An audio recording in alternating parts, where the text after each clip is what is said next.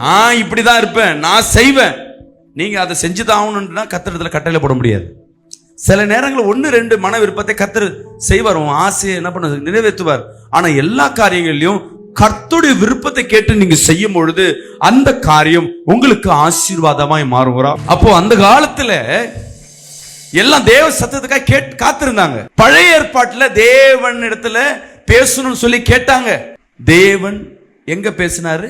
உள்ள ஆவில பேசினார் பழைய ஏற்பாடு. புதிய ஏற்பாட்டுல மாம்சத்துல அவரே தேவனாய் அவர் என்ன பண்ணார்? பேசினார். புதிய ஏற்பாடு இயேசு போனதுக்கு அப்புறம் தேவன் மீண்டும் ஒவ்வொரு இருதயத்திலும் பேச ஆரம்பிப்பார். இன்னைக்கு கர்த்தராகிய தேவன் நம்முடைய ஆவியானவரை தந்திருக்கிறார். ஒரு ஆமென் சொல்லுவோமே.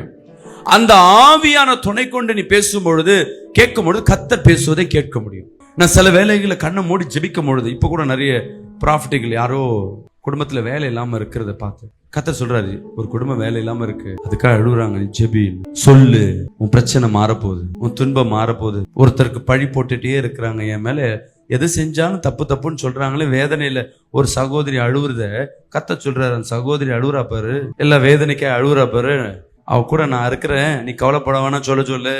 எந்த சூழ்நிலையிலும் யார் உன் மேல பழி போடுறாங்களோ அவர்களுக்கு முன்பாக உன் தலையை உயர்த்துவேன்னு சொல்லு, அவர்கள் உன் பக்கத்துல வருவாங்கன்னு சொல்லு.